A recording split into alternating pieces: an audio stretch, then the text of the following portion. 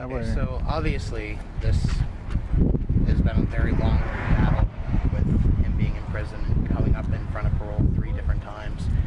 What do you think of the outcome? Is this something that you wanted, or would you like to have seen him stay behind bars another year? I don't think that there's any good possible outcome for this. Nobody could see 4 to 5 years in jail or on probation for an extended period of time as justice for the crime that was done. Given the outcome, I think that the parole board did everything they could to maintain control of Austin Vantrease over, I believe they said, 4 to 6 years, and if not, he would have been released next year, a free man. So there's one thing that you said in your statement today, that the fact that he's in prison isn't for not like recidivism, not recidivism, for rehabilitation. It's to be, what exactly was that? Because that was really strong. Well, that's what Judge Claudius said when he was trying to get into the rehabilitation prison, that there's many reasons that people go to prison, and for Austin Vantrease it was for punishment.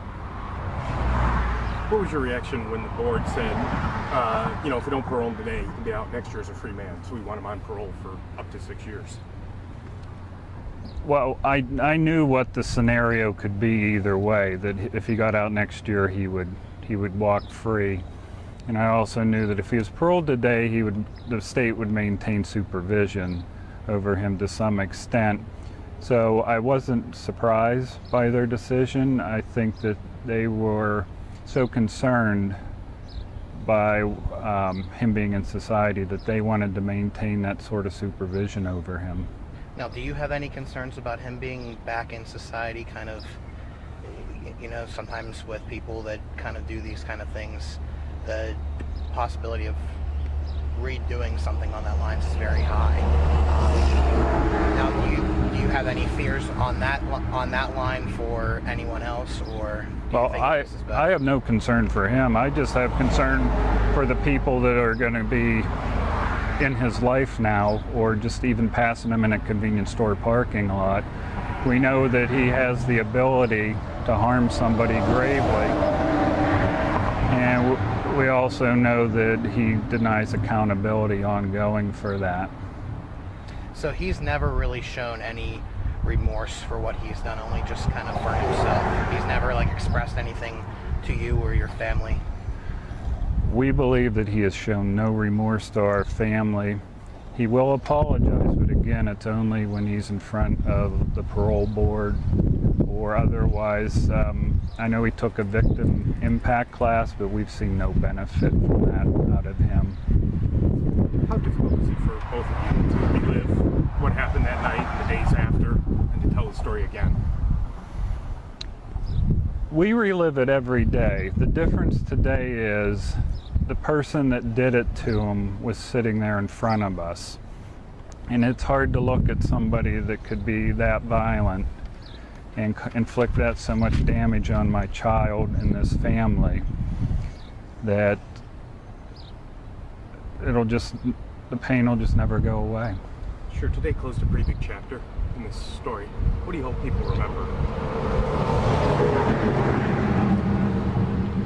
I hope they remember Ryan, keep him in their thoughts.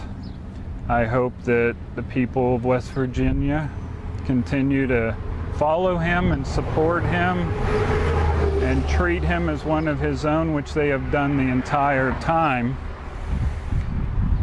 I hope that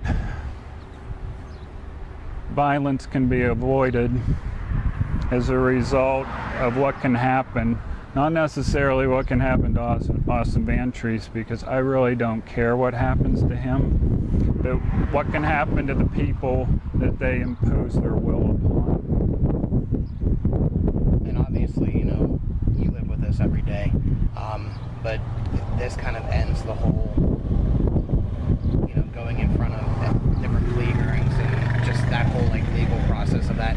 Does that kind of take anything off, any weight off of your shoulders, knowing that you don't really have to deal with the Vantrease family and them again, or do you just think that something that you just want to look past?